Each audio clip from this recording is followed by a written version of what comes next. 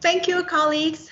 And also, thank you for joining us today, all colleagues from ADB, and then there are some visitors and guests coming out of ADB as well. This is our 26th edition of Regional Cooperation and Integration Policy Open Dialogue we call RCI Pod. Today, we are going to discuss the topic of implementation of the Regional Comprehensive Economic Partnership, in short, RCEP. First, let me introduce our distinguished guest to deliver the opening remark.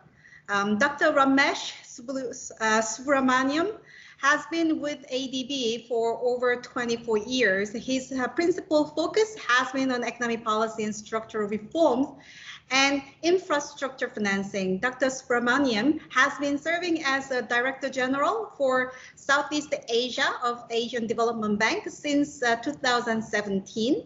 He's also passionate about helping countries avoid and overcome crisis and manage post-disaster situations.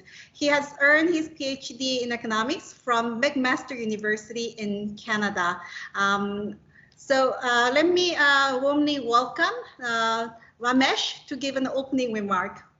Thank you so much, Sinyoung. Good afternoon to all of you. Well, it may be good morning to some of you. Hopefully, it's not good very early morning in case anyone joining from US or North America. My very special and warm welcome to our guests coming from outside of ADB. It's fantastic to see Deborah, Stefano, Ms. Sian-Li Tan, as well as His Excellency Sim Sokang from Cambodia. Sinyoung, thank you so much to you and to your team for giving me this opportunity. This is a super important topic. RCEP, there has been so much talked about. It's been certainly something that the region, many countries have been eagerly looking to, and it's here. After 8 years of lengthy negotiations, the signing of RCEP in November 2020 was definitely a historic milestone in the path towards deeper regional cooperation and integration in the broader Asia and Pacific region. Now, partnering Southeast Asian countries with Australia, the People's Republic of China, PRC, Japan, New Zealand, and the Republic of Korea. So you basically have what we call as the ASEAN +5, ASEAN +6, whichever configurations that we look at. RCEP is the most recent and the most ambitious commitment of our economies to open, transparent, and inclusive trade and investment regimes. Now, RCEP, as has been expected, will strengthen the region's manufacturing supply chains, value chains, ecosystem, raising productivity and thereby increasing employment and wages. The world income gains, arising from RCEP are estimated at $263 billion. Now that, just to compare, it is equal to or a tad bit less than Vietnam's full year GDP. So that's massive. Like many other regions, the Asia and Pacific region has been witnessing the flourishing of bilateral and regional FTAs over the last 3 decades. Here I cannot avoid mentioning our famous noodle bowl reference. Now the novelty of RCEP is to link under a common set of rules countries that are currently trading under different FTAs. In addition, RCEP is also the first agreement linking Japan to the PRC and to the Republic of Korea. Now, against this backdrop, RCEP has a strong potential to strategically foster RCI, a regional economic cooperation and integration, as well as broader economic development in the region. Now, at the same time, we also need to note that RCEP does not supersede the current noodle bowl or existing FTAs. Now, this means that the expected gains are not automatic.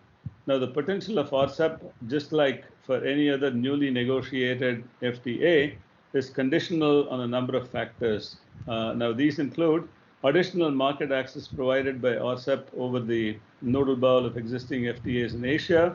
Number two, effective implementation of RCEP agreement, which is obviously very critical.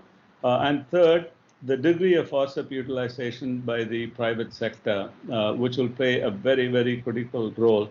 Now, the major challenge of RCEP is therefore to live up to these expectations, which are not easy, low-ball expectations, by bringing impetus to trade and investment liberalization. Now, this holds particularly true in the areas where the most significant benefits are expected, such as tariff reductions and streamlined rules of origin. Now, with 38 tariff offers and sometimes pretty long phase-out periods, the RCEP framework is quite complex, and its complete outcomes are uncertain as of now. While it's been said that RCEP is not as comprehensive or deep in terms of commitment as the CPTPP, or the Comprehensive and Progressive Agreement for the Trans-Pacific Partnership, the built-in agenda contained in RCEP has great potential to expand its depth and coverage in the near term. RCEP will therefore require its member countries to forge appropriate policy responses to navigate through the development and implementation challenges of this built-in agenda to effectively unlock any emerging new opportunities. In today's presentation, we will hear from Stefano Inama, international trade lawyer, legal expert, as well as rules of origin expert at UNCTAD, and ADB's own ERCI economist, Pramila Crivelli, who will share a preliminary assessment of the content of RCEP. More precisely, they'll present their analysis of the commitments undertaken in terms of regulatory and behind-the-border measures, and examine the classical elements of an FTA, namely tariff concessions and rules of origin. Their assessment will contribute to a better understanding of what RCEP may achieve in terms of trade liberalization and regional integration. Now, following this presentation, we have a fantastic expert panel comprising His Excellency Sim Sokang, the Secretary of State, Ministry of Commerce of Cambodia. Welcome, Excellency.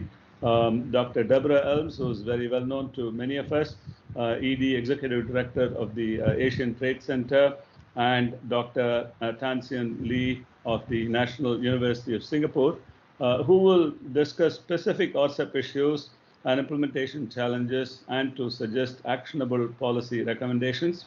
And this panel will be, as always, efficiently moderated by my colleague Sin Yong Park. I hope you'll enjoy the presentation and look forward to very fruitful discussions. And once again, Sin Yong and Pramila, thank you so much for giving this opportunity to me. Over to you. Thank you, Ramesh, and also a very insightful introductory remark. Well, on behalf of RCEP, we're very happy to have this presentation of preliminary assessment of the RCEP and introduce the scholars. First, Stefano Inyama, who's the Chief of Technical Assistance, Trade, Customs in the Division on African and Least Developed Countries, UNCTAD in Geneva, Switzerland. Mr. Inama possesses over 30 years of experience and expertise on trade customs issues and have been advising governments and the private sectors. Together with Mr. Inama, we also have our own colleague, Pramila Crivelli, and she is now economist in Economics Research Department of ADB. Prior to joining ADB in 2020, she was assistant professor at the Goethe University in Frankfurt, leading the chair of international trade. RCEP has a very strong implementation and provide a stepping stone for regional cooperation in RCEP member economies in the region. So this is a very important in the first analysis of the RCEP provisions and how the countries and economies in the region will be able to effectively implement the built-in agenda. So let me turn to Stefano and then Pramila for the presentation. Yeah, thank you very much, Sinyoung. So I'm going to share my slides now in my presentation and start immediately given the time constraints. But thank you for very nice and complete introduction. So our presentation, so we have already been introduced. We are going to present a preliminary assessment. And so the scope of the analysis, first of all, I would like to share the context. It has been mentioned also in the Ramesh statement that basically we have expectations about RCEP. It is really expected to have to act as a unifying factor for to strengthen the ultimate goals of region-wide FTAs. It is expected to address a lot of challenges and possibly reduce this noodle ball effect that was mentioned. But at the same time, compared to CPTPP and other agreements, this RCEP does not always provide strong disciplines in new areas, and it has even been qualified as shallow agreement. So the objective of this discussion our paper is to shed light on the foundation of this apparently contradictory statement and try to conciliate expectation and basically obviously draw policy recommendations. So the methodology is an analysis of the content, so the textual content of the 20 chapters of RCEP and related literature. So of course we cannot present everything in details today, so we'll just focus on some aspects, but we have analyzed the 20 chapters and then basically started comparisons of RCEP commitments with other agreements, mostly CPTPP and some WTO provisions, and also ATIGA on rules of origin. Then by doing so, the objective is to really assess if really there are shallow provisions or not, what is the shallow nature of commitments, and formulate policy recommendation for the built-in agenda. Stefano? Thank you. So we're going to cover a lot of ground, in a few minutes, and we have been examining the shallow, deep nature of RCEP, and on a number of chapters. We do not cover in depth, the trade remedies, since the trade remedies, even the countries of the region are big users of trade remedies. There is no WTO plus provision in this field. So we're going to examine other elements of market access, SPS and TBT, customs procedure and trade facilitation, and very quick, services, investment, and other regulatory issues. Next. SPS and TBT, they are important elements of market access beyond tariffs, and an analysis has been carried out comparing the provision of RCEP with WTO provision and CPP, TPP provisions concerning SPS and TBT. We have not found any WTO plus element in RCEP, especially in key issues related to equivalence and mutual recognition that are key instruments for regional integration and progressive elimination of NTMs on SPS and TBT. Neither we have found differently from the CPTPP, the establishment of an SPS and TPT committee in RCEP to foster and advance the agenda on these important issues. As a result, there are some doubts about the effectiveness of market access, or effectiveness of RCEP to diminish the importance of NTMs in the areas of TPT and SPS. And this may represent a preoccupation or for those countries like LDCs and the middle income, which are expecting to increase their agricultural or agro-processed products for export to important countries and markets like China, South Korea, and Japan. On the issue of customs procedure and trade facilitation, there, we have RCEP brings different economies have a different level of implementation on trade facilitation. And basically, even in this area, the coverage and depth of commitment in trade facilitation are basically replicating those that are contained in WTO agreements. There are two ambitious targets. expressed in hortatory language, that are custom clearance of goods within 48 hours and within 6 hours for express consignments, and then a time limit of 150 days for issuance of advance rules on issues of rules of origin, tax classification, and custom valuation. However, one important issue that is lacking in RCEP is a kind of coordination or implementation mechanism for commitments undertaken in the trade facilitation agreement. It would have been good to have such a kind of mechanism built in RCEP. Next. Trading services, where there is a lot of expectations in terms of liberalization, since the region as a whole, in spite of a number of agreements on trading services within ASEAN and in ASEAN plus FTAs, there is great expectation for further liberalization, since the liberalization achieved in these FTAs needs to be improved. In this area, RCEP does not build on, but on the existing trade liberalization, because there is no MFN clause inserted into RCEP for the extension of the trade liberalization achieved in former FTAs within RCEP. In this, it could be said that RCEP itself exacerbates the noodle balls effect, since it is another layer in addition to existing FTAs. The positive fact in RCEP is that there is adoption of a negative list of schedules. However, not all members, will start with adoption of a negative list schedule. 7 members will adopt, and 8 other members will progressively implement the negative list schedules with different timelines, between 6 and 12 years for LDCs. Nevertheless, this overall limitation, literature and has found that there are new market access opportunities in a variety of sectors.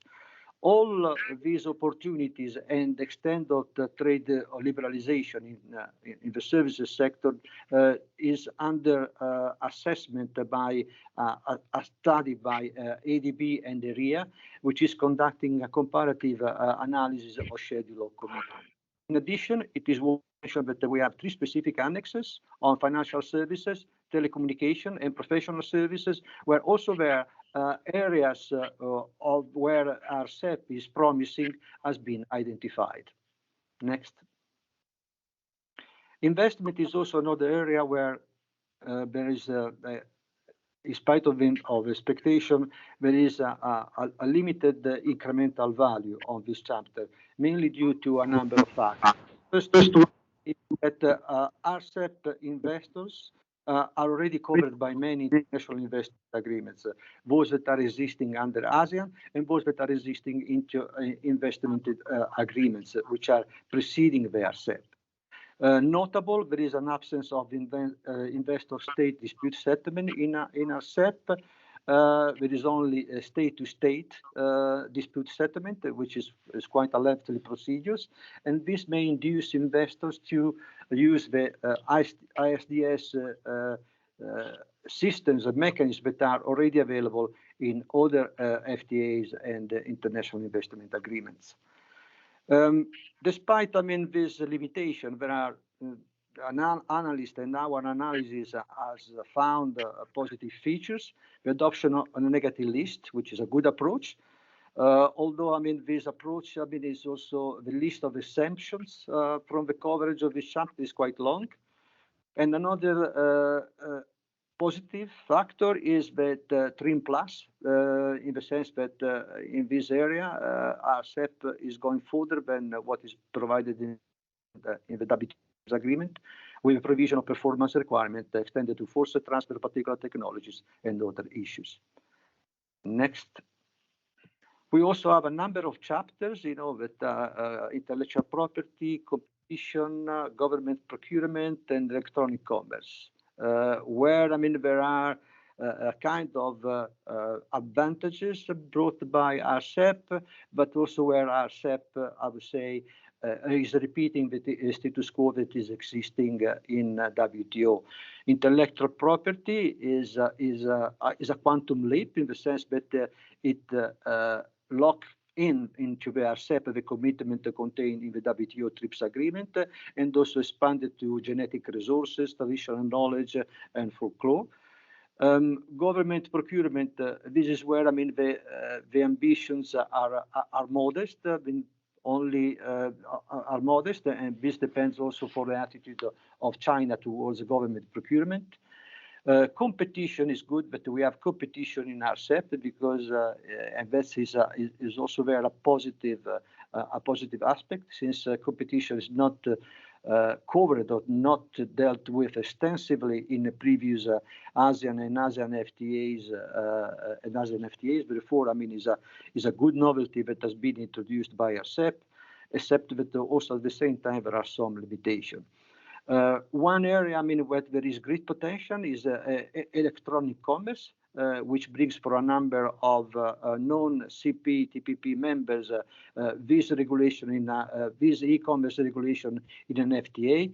So this is a welcome novelty, and as a welcome novelty, I mean, we also have the establishment of a dialogue on commitments that are a welcome institution in RCEP, since it provides another element and scope for a built-in agenda on building up, I mean, further trade liberalization in this important aspect of e-commerce. Next. So if we have, I mean, to make a preliminary assessment among all the chapters that we are examining, we noted that there are positive aspects, but we also noted at the same time that further intergovernmental work is needed in order to bring forward the agenda. In some chapters, I mean, where, you know, market access from RCEP is expected, like SPS and TPT, there is surely need for further work on improving of existing provisions. Trade facilitation is also an aspect where I mean, further work is needed to expand the commitments and coordinate the commitments, especially in the trade facilitation area where there are countries lagging behind, like LDCs, and countries that were very much ahead, like Singapore. There is a need, I mean, to coordinate the efforts. Some chapters, they do not provide for a built-in agenda, and they are limited to hortatory languages. Then, I mean, we need a mechanism built in RCEP to bring the agenda further in these areas.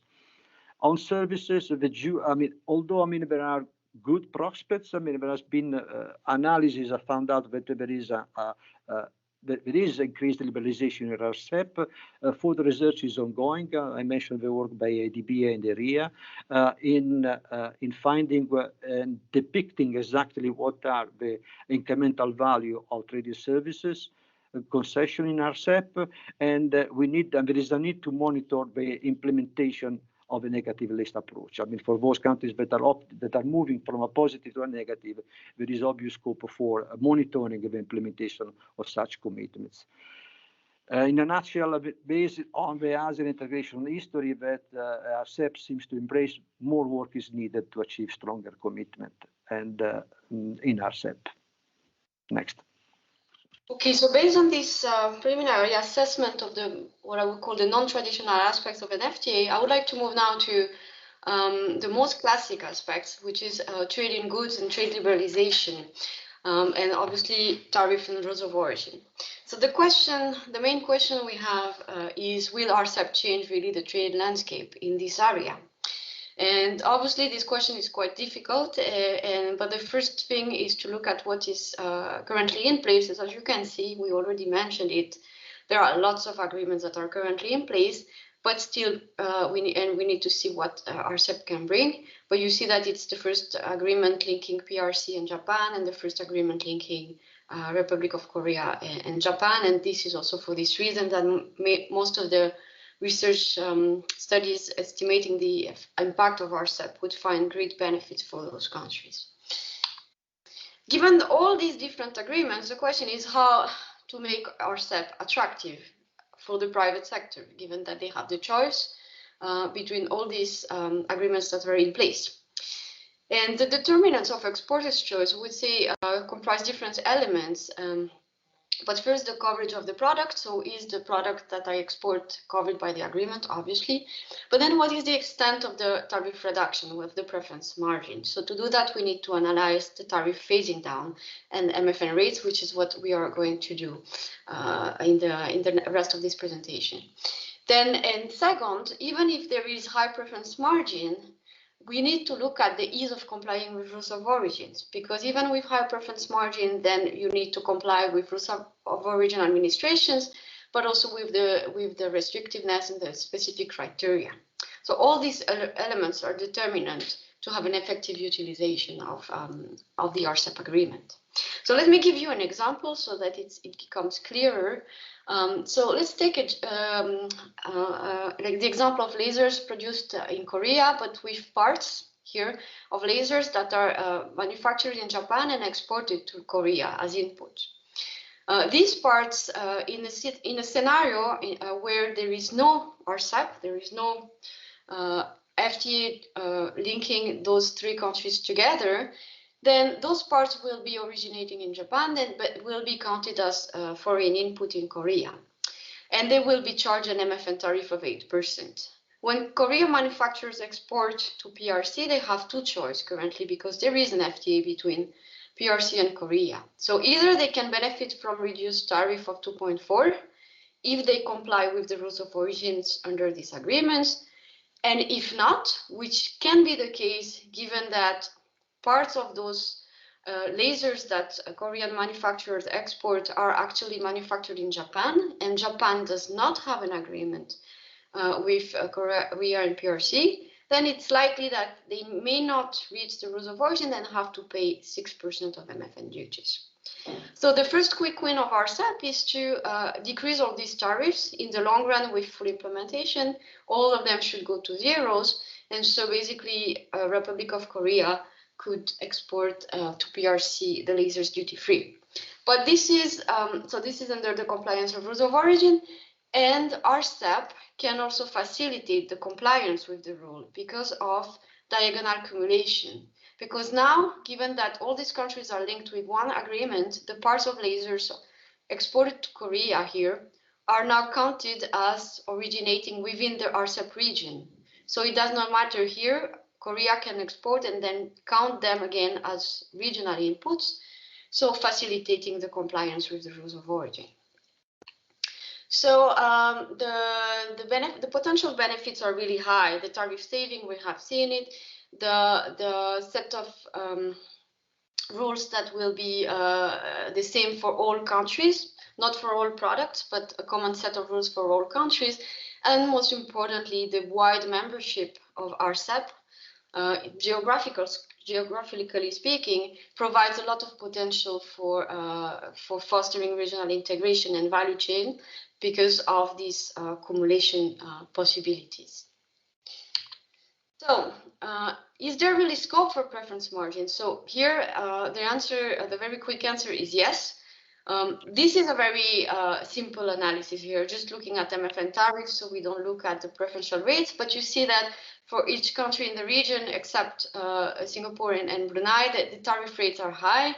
So there is a potential scope for duty saving. And in addition, you see the orange line here that you have high trade values. I mean, if you take some countries like, let's say Japan, here you have like almost 500 billion of trade values. So this is intra-regional imports within RCEP, the trade that is actually concerned by RCEP agreement. So there is a high potential benefit. Now, the question is, will those gains materialize and when? Because these gains, all these gains we have seen are conditional on the rules of origin, but also when are they going to materialize depends on the tariff schedules and tariff phasing down. So first of all, let's look at the tariff offers and how they are designed.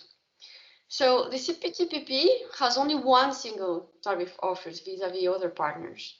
And so with some specific exceptions, but basically it's relatively simple as compared to RCEP, which is extremely complex because you have differentiated tariff schedules and phase out that can be very long. Okay, so you have 38 different tariff schedules, and here you can see the summary of it. So you have single tariff schedule for this list of countries.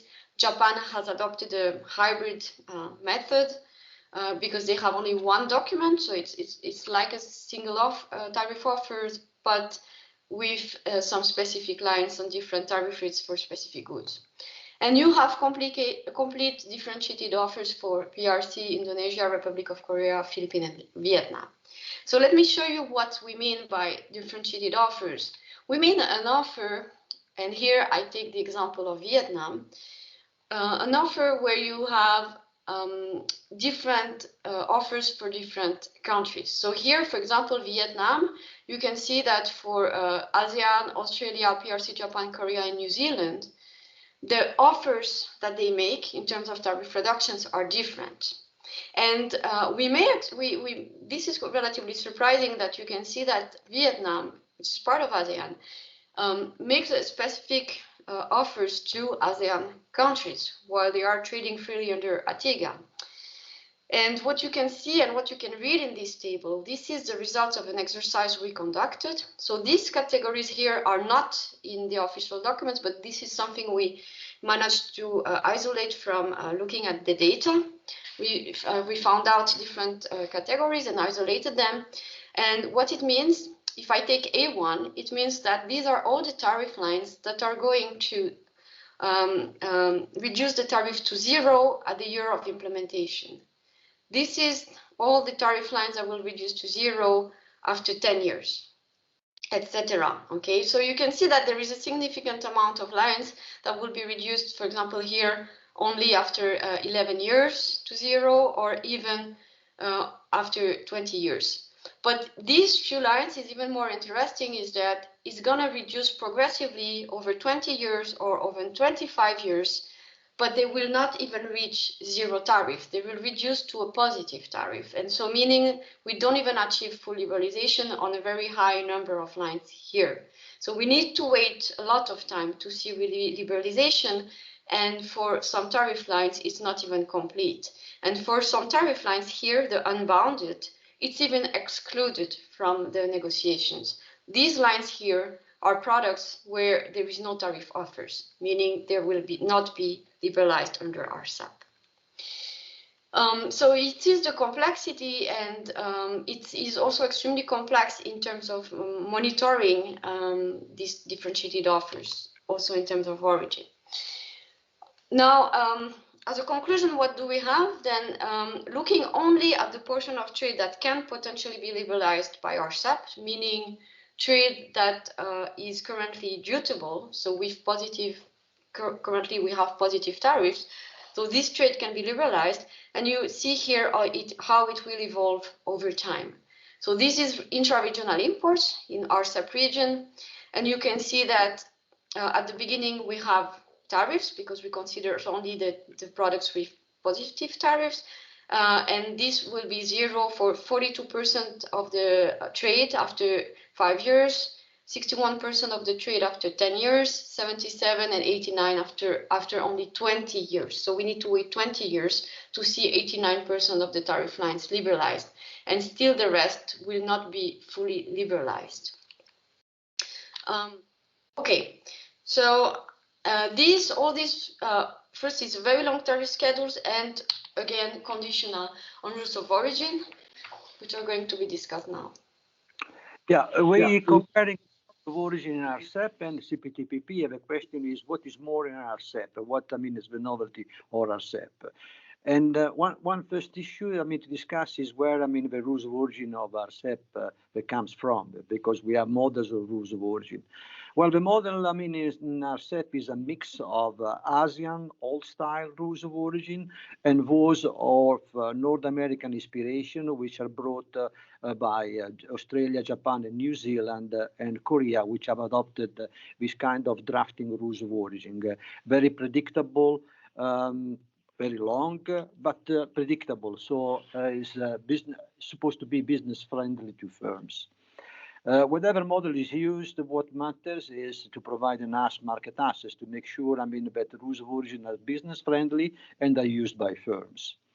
Now, examining RCEP through the lenses, I see that it has inherited some scarce predictability in some provisions from ASEAN rules of origin. First of all, accumulation. Accumulation, is to bring a lot of added value to RCEP. but if you look into our RCEP text, it is limited to a diagonal accumulation. Let's say accumulation of material. You can accumulate only material that is originating in other RCEP countries, but you cannot accumulate working or processing that has been performed in other RCEP countries. Proof of origin. Proof of origin in Asia is a long story and is not an happy story, unfortunately. And RCEP there is embracing a kind of old-fashioned way of dealing with proof of origin, with certificate of origin, stamp, and signature by the customs officials. And this is a rather old-fashioned way. Of course, I mean, there are provisions for migrating to other forms of more trade facilitating certificate of origin issues like approved exporter, and for some countries also self-declaration. But still, I mean, it is a word apart from the importer-based declaration or self-declaration, which is adopted in CPTPP. CPTPP is much more liberal in this area, is much more business-friendly, even if in there, I mean, there has been certain exemption for certain countries before the adoption of this self-declaration principle.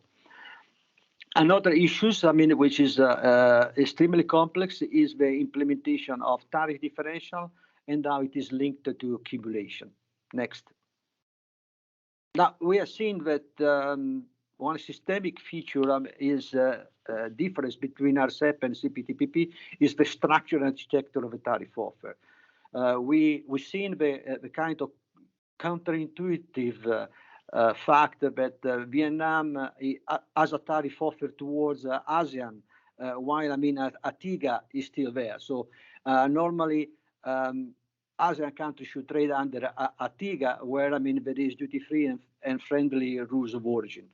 However, if they want to use the expanded accumulation, which is provided by RCEP, then the rules of origin or RCEP will apply, and the tariff differential or RCEP will apply. So to make an example, if we have a car manufactured in Cambodia for exports to Vietnam, under ATIGA, there are no duties applicable and a rules of origin of regional value content of 40%.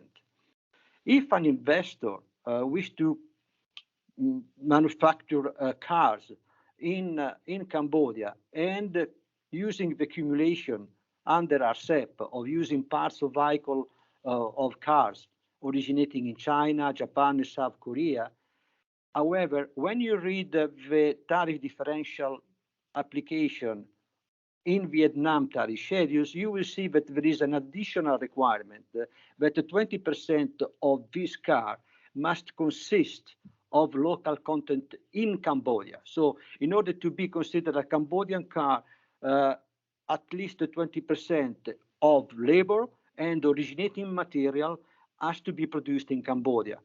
And it is very difficult that in Cambodia to find supporting industry that producing parts of vehicles or cars in Cambodia. And this makes difficult to comply with rules of origin, or if it is possible to comply, it makes it commercially viable is not very much attractive. And this brings the question of how effective accumulation could be in RCEP, given such a kind of constraints that are imposed on accumulation under RCEP. Next. Let me continue. So we've seen the general rules of origin and the administrative requirements, and I just want to give you an example for those who don't know, have never seen a rule of origin in their life, maybe some of you. So I take the example of the Chapter 1 live animal. So just comparing with RCEP, ATIGA, and CPTPP, we can see that for RCEP and ATIGA, we have a wholly obtained rule. What does it mean? It means that if you are in an RCEP country, you want to export a live animal, then what are the rules that you need to respect so that you can benefit from duty-free entry? And then here it's wholly obtained, meaning live animal has to be born, raised in RCEP and ATIGA countries. Okay, so you cannot use any additional material. In CPTPP, it's different because the rule, they split it between different headings of the EHS classification, and they go from any, you can import goods from any other chapter, manufacture, and then manufacture your live animal. So obviously they see that there is something strange here, because basically the form is different of the rule, but it says exactly the same, because you cannot really manufacture a live animal, you know, import parts and manufacture it. So at the end, all three agreements consider like that the animal must be born and raised in the region. So this is an example showing that you can have different rules and different forms, but that aiming at the same thing with the same stringency. So this exercise we have conducted for whole RCEP, okay? So for the whole RCEP product-specific rules of origins, which implies 2,075 rules and actually going through 5,203 subheadings of the EHS classification, so 5,203 different products to be classified. So we went all this line by line, and then what we see is that you have a high concentration in change of tariff heading and with alternative rule of regional value content. And this is the general rule, and it's also in ATIGA. So there are a lot of similarity with ATIGA. I cannot show you all the results, but this is interesting to see the similarity. And also importantly, I would say, you know, many observers or people think that in RCEP, the rule of origin is regional value content 40%, and that's it. But I think these pictures show you that it's a bit more complex than that, because not only the regional value content, when it is used alone only in very few products chapters, but most of the time is used as an alternative to the change of tariff heading. And you see that there are all other options, change of tariff chapter, manufacturing or processing. So it's much more complex with different forms. But looking at the stringency, we conducted different coding and exercise, but the result is, the main result, the message that we want to share now is that there is no evidence, looking at least at three agreements, ATIGA, CPTPP, and RCEP, there is no evidence that RCEP is more liberal than other agreements, okay? So for some products it is, for some other it is not, but there is not a general tendency to be more liberal. So we can question if the private sector will actually make full use of it, but of course it needs to be studied at the product level. But there is a positive note of this, because we conducted also an exercise to codify the convergence. And there we identified the full convergence between the rules of origin for quite a number of tariff lines. And this means that there is scope for simplification. What we mean is, taking the example of the live animal, if all three agreements aim at the same thing, maybe we could suggest in the building agenda to have something, you know, simplified and maybe not necessarily harmonized, but simplified, so that for the private sector it gets easier. So this is good news. The conclusion, Stefano? Yeah, the final conclusion is that having a look at RCEP as it stands, it sounds like a promise, yet it has to be realized. And to realize this, a number of actions are needed. The shallow provision in some chapters and the unpredictability of implementation of commitments, there are a potential limitation to the potential of RCEP. The question there is that if these shallow RCEP chapters could and should be addressed by ASEAN intergovernmental work or expanded to RCEP, in the sense that governments may need to be back to desk, revisiting these chapters and making broader binding commitment in these areas where possible. The tariff phase down, where I think that what we have been showing today speaks by itself. It is long, complex, and incomplete to some extent. There is a need to accelerate, and the positive factor is that RCEP has the instrument to do so. There are express provision built in RCEP, Article 2.5, acceleration of tariff commitments, Article 2.21 for sectorial initiatives. So the instruments are already provided by the RCEP itself, and this is good news. It needs willingness by the countries to go back to the negotiating desk. On rules of origin, the criteria and administration in RCEP were not more liberal than in CPTPP and ATIGA. There is a lot of scope for convergence and therefore simplification on product-specific rules of requirement in RCEP with other FTAs. The differentiated offers, they're adding another layer of complexity to RCEP accumulation, limiting this potential. So in a nutshell, I mean, on rules of origin, RCEP may not have the groundbreaking effect that is expected to bringing under a common umbrella different set of rules.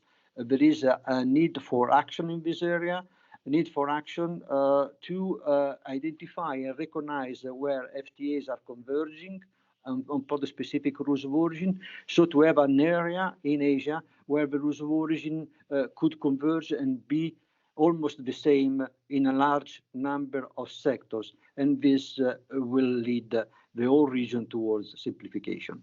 Thank you very much. Thank you, Pramila, and also Stefano. This is a very comprehensive analysis and really begs questions of how the Asian policymakers need to respond and then react to maximize the gains coming from RCEP. Well, we have a distinguished panelist who will be able to actually discuss these issues. Let me first introduce His Excellency Sim Sok-heung, who is the Secretary of State in the Ministry of Commerce of Cambodia. He has been serving in the ministry for over 2 decades, also used to work as ASEAN Senior Economic Official Lead and the Chief Negotiator.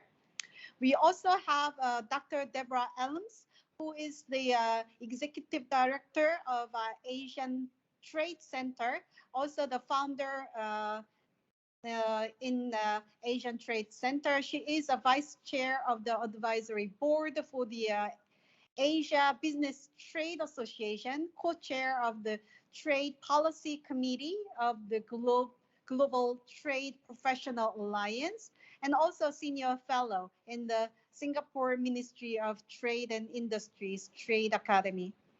Last but not the least, we also have Dr. Tan Chien-ni, who is the co-director of ASEAN Law and Policy at the Center for International Law and assistant professor in the Faculty of Law at the National University of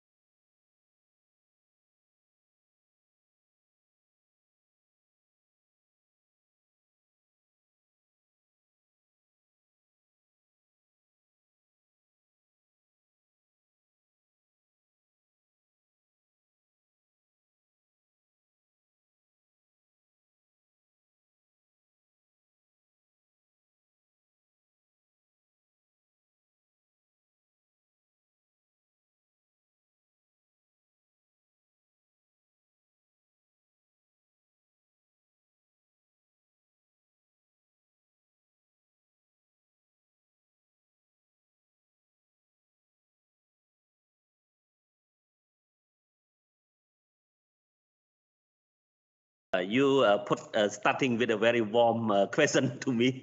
This is all asking in here as well in Cambodia, not only from your side. So we can see, start with thanks to the ADB, you have a very good tool on FTA query tool, so you can see or compare which country, how many FTA, what they are doing there. So it is a very good tool.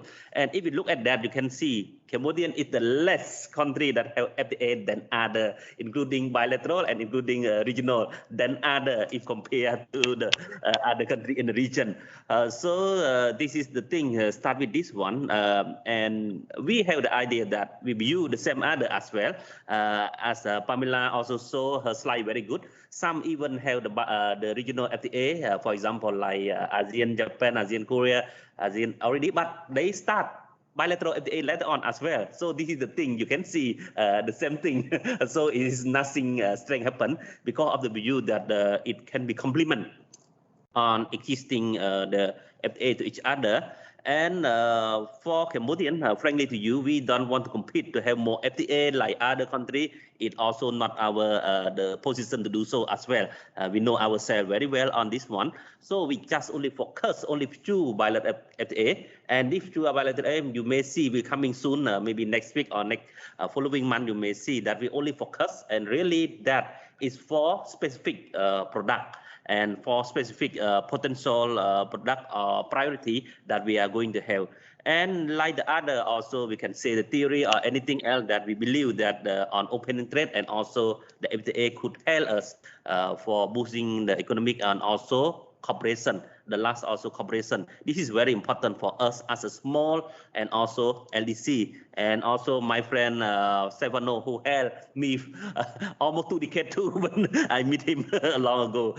So this is the thing that we can see. So another thing you may see bilateral FTA able to provide us some friendly RO that he just showed something as well. So you may see that simple and easy, and also some product that we unable to get and very we can say very sensitive in Cambodian for agricultural product that we unable to get another RCEP because there are some rules, some other things. So bilateral can open this gate for us, even much or less, at least it open for us. So this is very good for us. So I make it short like this one because I see we may have less time.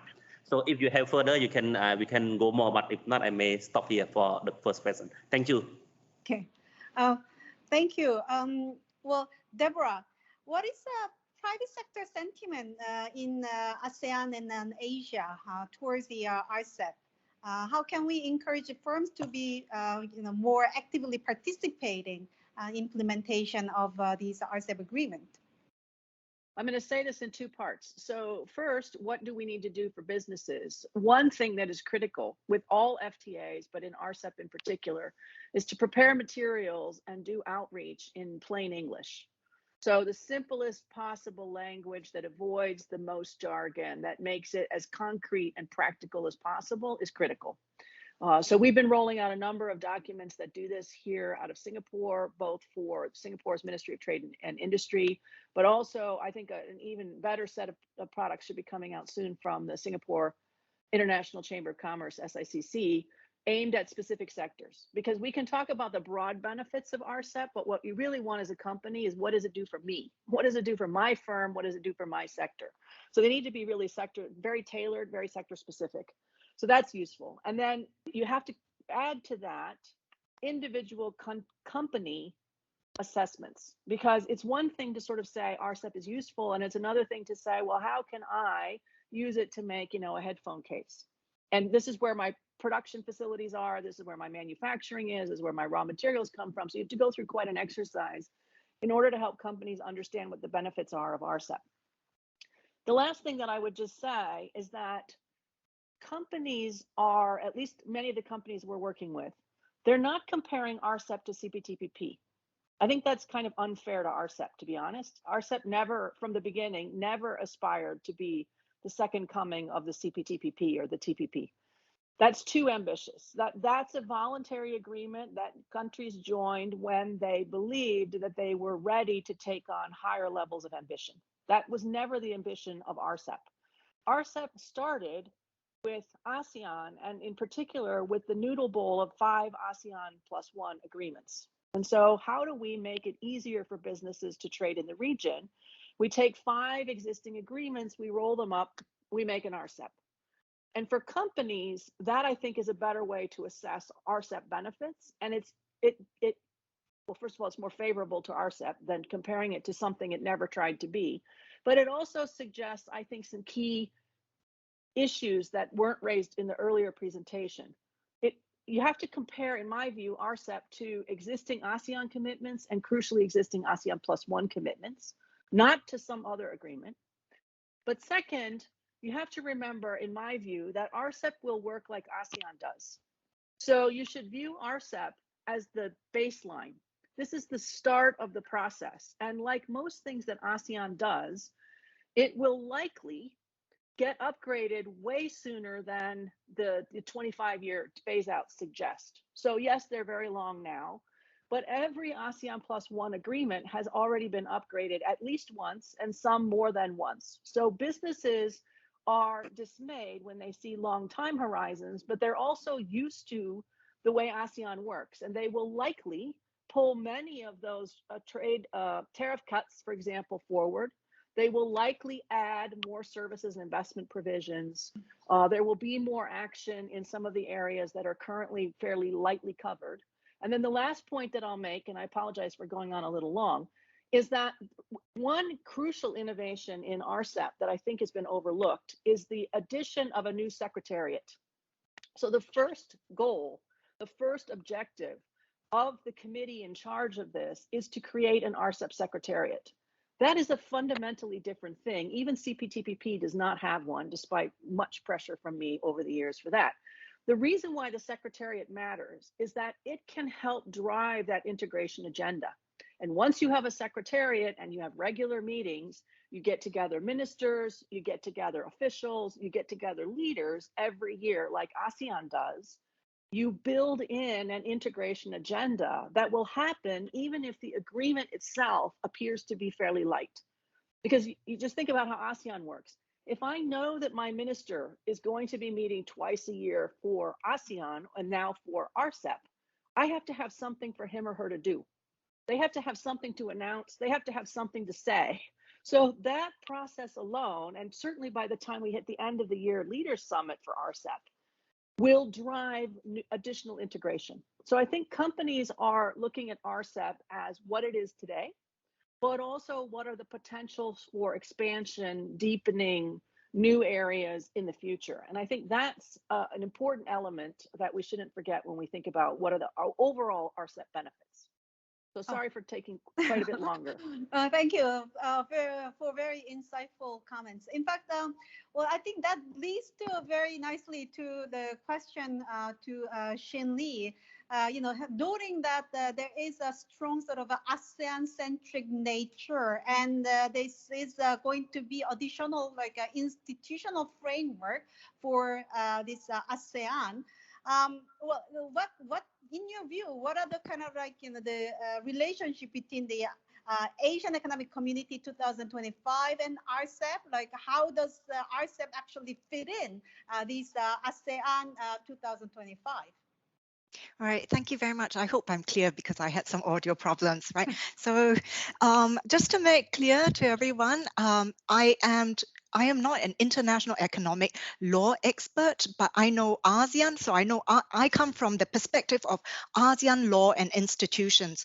So when we are discussing this great question about, relationship between ASEAN Economic Community 2025, right? That's 4 years, well, actually, yes, 4 years away, and RCEP, right, being ratified, so on and so forth. And I'm so glad to have had Deborah just before me because she goes to the heart of so many issues. But I would like to broaden it to 3 groups, right? So Deborah said, it's private sector. Yes, greater private sector participation, and His Excellency talked about, from the ASEAN member state perspective. Let me add the third. In the ASEAN Economic Community 2025, it is also an inclusive ASEAN.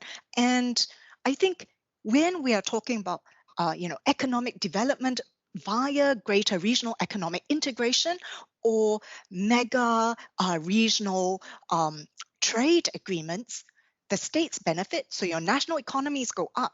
Your private sectors, all companies want to make money, of course, right? Countries benefit, firms benefit, but the people must also benefit. So I'm a real social justice warrior. And I'm also an ordinary citizen. So our friends, our families also need to eat. We need to work. Countries benefit, firms benefit. We are the ultimate beneficiaries from the economic development. So how does that tie in? Maybe RCEP isn't so clear on that, but AEC 2025 is very, very clear on that.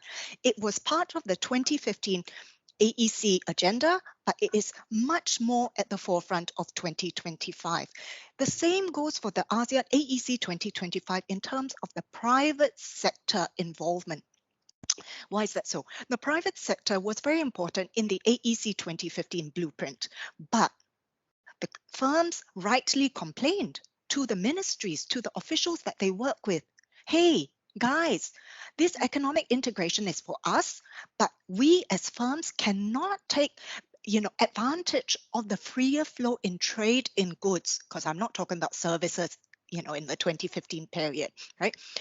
So now there is a greater push from 2016 to 2025, at 1 decade, trade in goods in ASEAN is supposed to be, liberalized more. Yes, okay, we have ASEAN Free Trade Area, but let's not forget that the NTMs and the NTBs and the SPSs are also very, very high. And there was a report that I read recently that over the 2 pandemic years, the NTMs, NTBs have, well, I won't say skyrocketed, but they have gone up very sharply. So what's that? For us in free trade, if we're working for the ASEAN Economic Community 2025 and with RCEP trade liberalization, we then must make sure that implementation make sure that all these barriers go down. It's not just the tariff lines, yes, because they are there, but what are the things that states are reluctant to move on? So that's one. And the private sector, where they're getting the involvement more, forcefully, so that's the connection between AEC 2025 and RCEP, is that there is greater consultation, and Deborah is probably more familiar with this, but they are talking about, the Business Advisory Council, the different chambers of commerces from different RCEP countries, dialogue partner countries stationed in ASEAN member states. And so this is where the advocacy, the lobbying goes on. The last thing that I want to talk about the connection between AEC 2025 and RCEP is, the true implementation of lowering the, having real free trade in goods and services is very much a part of ASEAN AEC 2025, but obviously that will move beyond 2025 because services liberalization is it's ramping up, but it's not where it should be. So now there is ARTISA, right? So the date of the conclusion of ARTISA, the ASEAN Trade and Services Agreement, is a bit amorphous. It came out in 2018 and then it was retracted. Then it was given a date of 2019 and then given a date of 2020. So I'm not very sure, but ARTISA is now formalized. It's being ratified, the member states. So we should watch that space of services liberalization together with RCEP, and then we can talk about the monitoring for implementation in the other question. Yeah. Oh, thank you. Well, I think the presentation also, together with your remarks so far, notes that there is a long time horizon that with a specific sort of a built-in agenda that are differentiated across countries. So let me go back to Your Excellency Sim. What is the Cambodia's strategy, and then how towards the implementation, activation of this built-in agenda to complete and improve RCEP?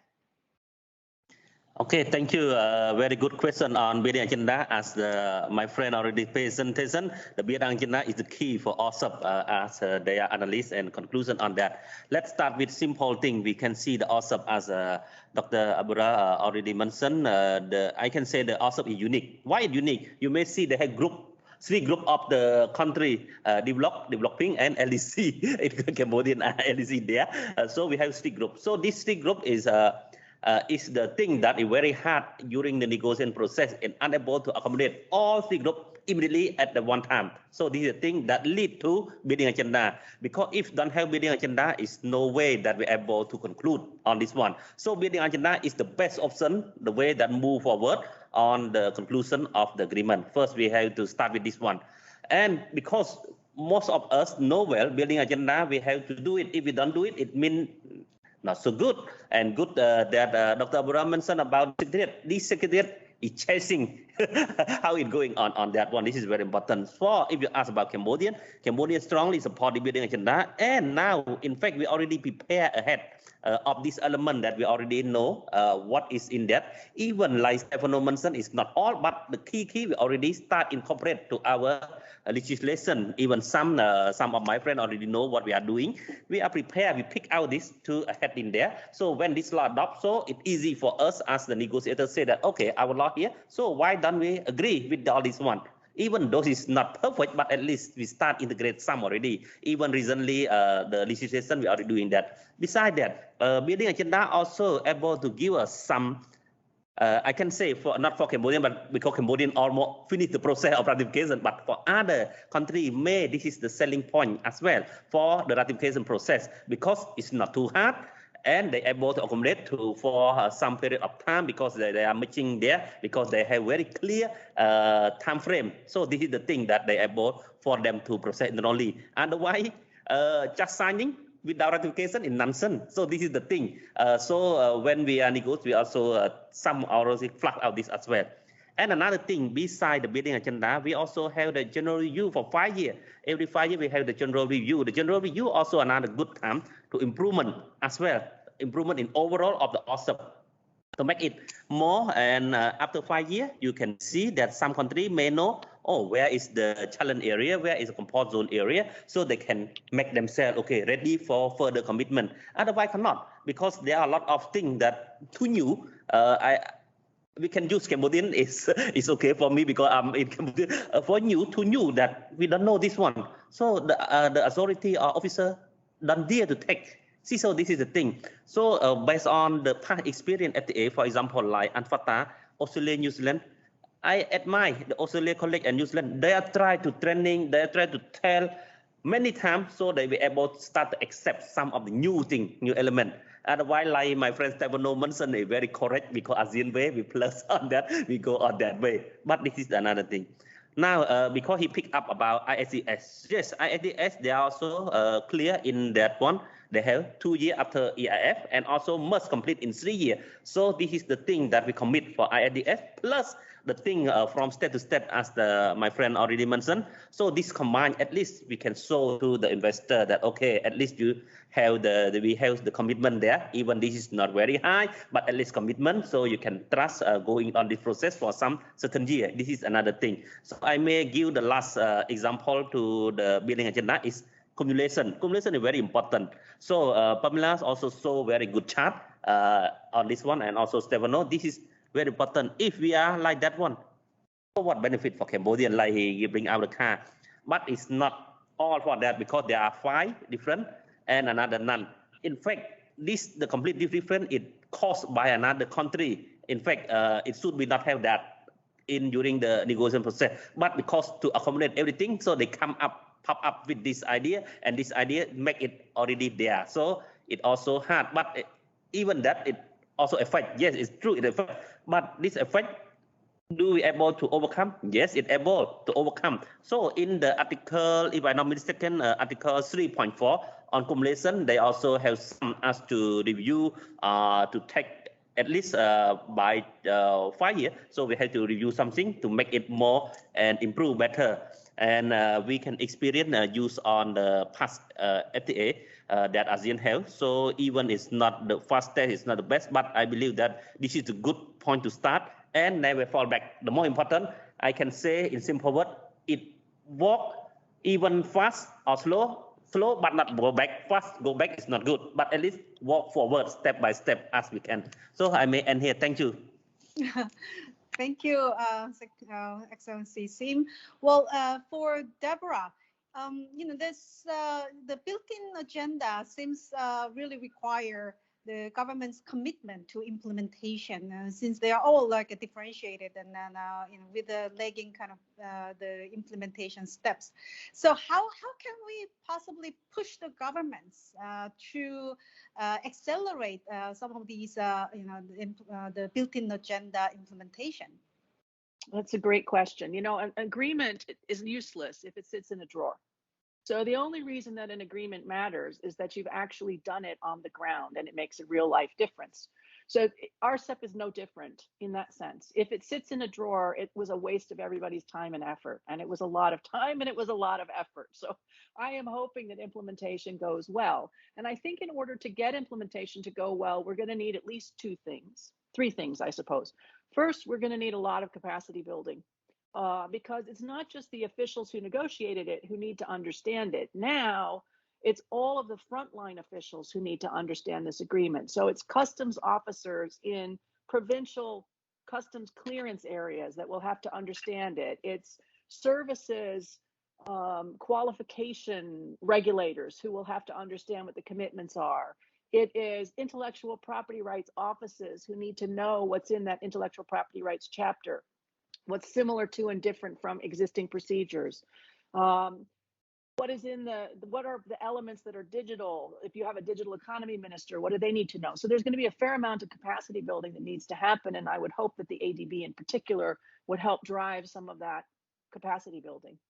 The second thing that has to happen is you have to communicate this as well and build capacity in the business community, because at the end of the day, it's not just implementing the agreement, but business has to actually take advantage of it. And if business doesn't understand the agreement, if they don't know what the rules are, if they don't see what the benefits are, then they obviously won't take advantage of it. And so you have to have outreach to the business community as well. That can be difficult to do. It's especially hard in this region, well, I suppose any region, but because we are so dominated in Asia with small companies, small and medium-sized enterprises, in order for this to really take off, you want to try to get as much information into the hands of the small and medium-sized enterprises, MSME groups, as possible, because they also need to benefit. And so trying to get large companies is always difficult, but small companies even more challenging.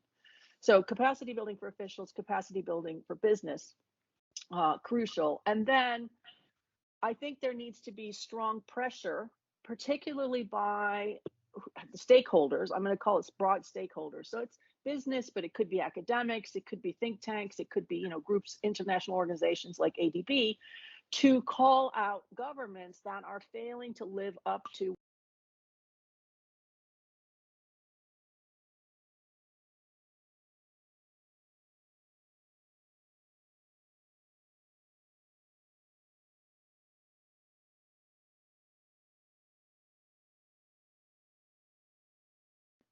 in addition to the specific rules, has a whole set of prohibitions on what are called performance requirements, things that companies must do in order to export, or must do in order to invest, must do in order to deliver services. RCEP, and I think this is a real strength of the agreement, outlaws large categories of performance requirements and says you may not require A or B or C. That's fantastic, actually, for business, but it means that you have to hold government accountable. This is what you said you would do or not do, and you're doing it anyways. Please follow the agreement. And so I think that pressure is crucial. So it's capacity building for officials, capacity building for businesses, and then the pressure to keep governments honest, I think is going to be the way in which implementation actually works in RCEP. It's going to be difficult. It's a sprawling agreement, 15 very diverse economies, really difficult to understand some of the impacts of this, but I think all of that is necessary in order for it to deliver the kind of benefit that it ought to be delivering.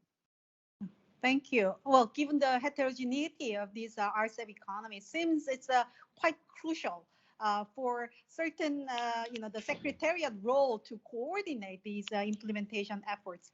So that goes the question for Shin Lee.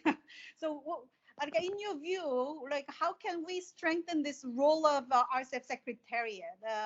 Is there any possibility that that can be also complemented by the ASEAN Secretariat to support the development, implementation of the RCEP built-in agenda? Right. So thank you. Yeah. So I really want to talk about this implementation. I will give a menu of options, and then perhaps we can talk about how the institutions, whether it's the RCEP Secretariat or the ASEAN Secretariat that will use these mechanisms. So the first thing, as His Excellency said, that, you know, a treaty is worth nothing if there's no national ratification. So that's the first thing. Hopefully all member states ratify, but it doesn't stop there. I'm a domestic lawyer as well, right? So administrative law, not constitutional law level, just administrative law. This goes to Deborah's point about, you know, policy makers, officials, people on the ground. So what types of law meet these practitioners, policy makers, officials, you know, who deal with the nuts and bolts, the daily bread and butter of RCEP and AEC 2025? It is regulation, national law, whether it is statute. Well, I come from a common law country, Singapore, so primary law statute, or, you know, secondary domestic law regulations. All these are, you know, we can litigate them in national courts. So fine, if we don't use RCEP dispute settlement mechanisms, we don't use ASEAN dispute settlement mechanisms, we don't use, you know, international level dispute settlement mechanisms. If we translate it to national law and the private sector, the firm says, hey, I'm not getting the benefits. Hey, you know, there's this official who does not let my Form D through. My customs official is violating my free trade of goods right. I am going to sue that official, or I'm going to sue that department, the customs. It's like, hey, you know, didn't comply with the law and under national law. So then if it's sued under national law, there is no shame, no blame and shame at the international arena. It's just oh, the officer didn't do the work, right? The second thing is, if it's not national law, never mind, because we know that making national law takes time, whether it's primary or secondary legislation. Let's make policy. There are many economic policies, right? So there are many economic policies. You say, okay, RCEP, we have agreed to all these things. We may not have the time or energy to translate everything into laws, but we want to make it work. So we have policies and we have this rule book and we disseminate it to all the government departments and officials who need to implement these policies on a day-to-day basis. And then if you want to complain, the private sector firm can just look at, you know, and say, you know, complain to the higher level official in charge. So that's where, you know, the feedback and implementation can come in. Where the secretariat could come in would be the monitoring role. So in the AEC 2025, there is this monitoring and evaluation mechanism that is really taking off. Of course, there are still many criticisms. I think this is a mechanism that or, you know, an RCEP monitoring mechanism can be really gainfully employed. And how does it do this? It's making sure that everybody keeps to their commitments. And this goes to Deborah's point that, you know, pressure them to keep to their commitments. And it's not just about doing the work, but making sure that the work has output, has outcomes. So I think that either ASEAN Secretariat or both the RCEP and ASEAN Secretariats would have the expertise together with the national officials to monitor and to make sure that things go on. Yeah. Thank you. Well, we have a very interesting questions from the floor. So let me probably use this as an opportunity to give everybody a chance to share these insights, and then also maybe give a bit of a closing to the challenges to implementation of RCEP. Well, the many countries are now really developing the e-commerce as a mechanism to strengthen the digital trade. To what extent does this RCEP chapter on e-commerce help economies, especially in developing areas for e-commerce, or identifying the critical legal regulatory commonalities that are needed? The other question also quite similar, can RCEP help building the regulatory coherence across different countries on the cross-cutting issues, including e-commerce? So maybe can I go to Stefano first, sharing insights on the e-commerce and then RCEP? Yes, thank you. I think, that the provision of e-commerce in RCEP, can be considered a kind of learning ground. In the sense, we all know that there are ongoing initiatives on e-commerce also in WTO. Some countries that are in RCEP are participating to this initiative in WTO. Some countries, are not, because they are hesitant to do this. some countries that are part of CPTPP, where there are the ambitions of e-commerce are larger than in RCEP. So RCEP, I mean, is a kind of family where, I mean, there is room for learning also for countries that have been hesitant to join the WTO initiative on e-commerce and that they are not part of the CPTPP. Obviously, there are some limitations in RCEP because there has been provision on location, which is I mean, there is not an obligation to locate, but there are also many security exceptions to this. I mean, it gives, I mean, large policy space to RCEP members. I mean, to restrict the freedom of the obligation of not to locate or not to be located in the area. So I think that RCEP, I mean, could be used, and also the mechanism, as I noted in my presentation, that there is a built-in mechanism to create a dialogue on the implementation of commitment in RCEP. This is a very positive move, I mean, which could create and further enlarge, I mean, the learning ground in e-commerce for fostering initiative on this, taking into account as also what is going to come out for MC12, which is in few weeks.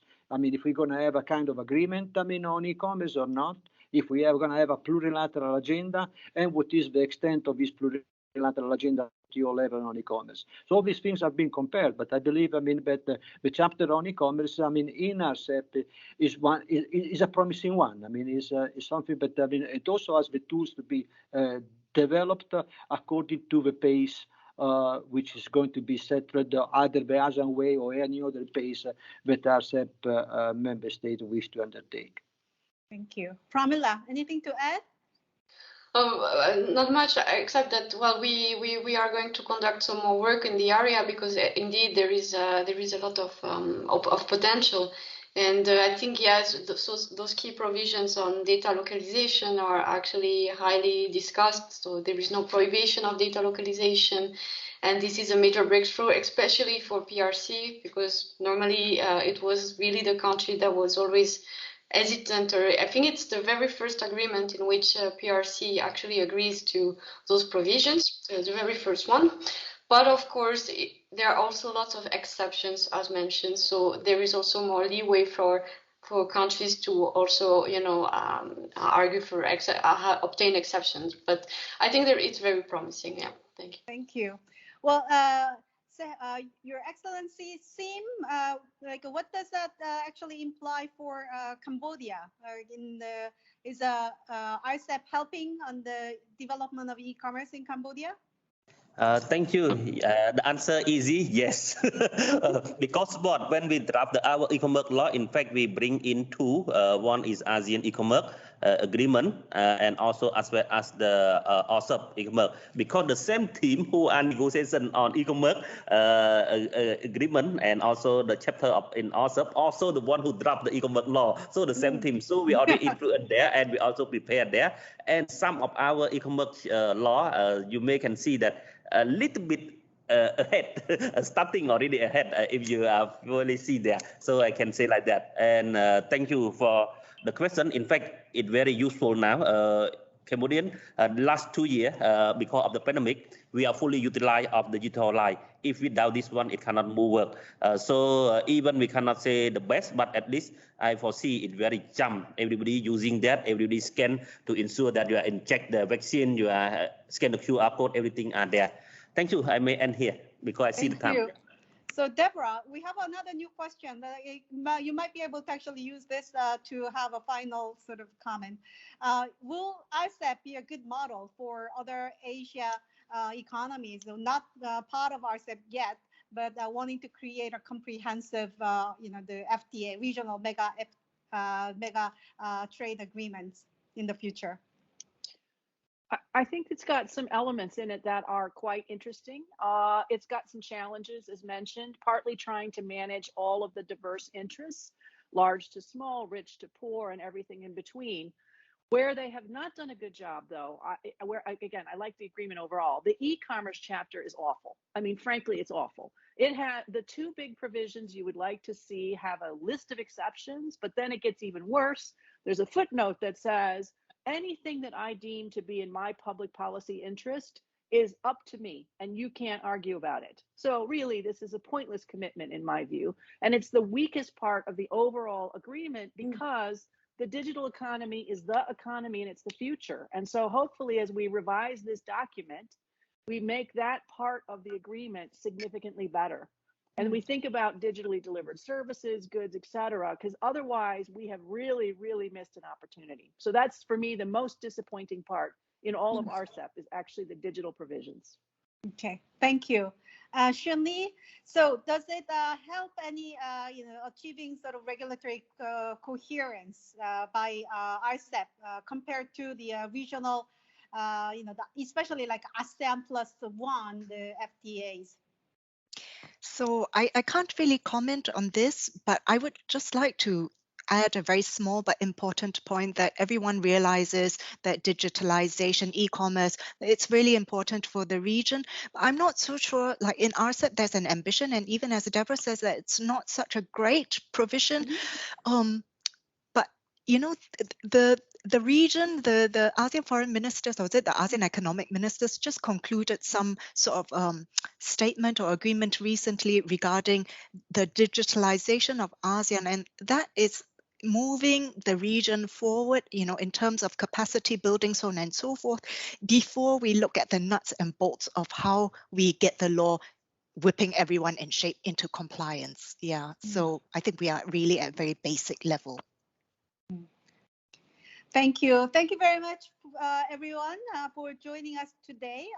We learned about the RCEP a lot, and well, it may be a baby step for everyone, but I think we have to really congratulate the RCEP members in taking that step forward. And this is really, as I mentioned early on, like in the beginning of the even webinars, hopefully become really stepping stone for greater regional cooperation and integration with the ASEAN as a center. So thank you for joining us today, and great evening for everyone in Asia, and great morning everyone, where in the States or in other continents. Thank you. Thank you.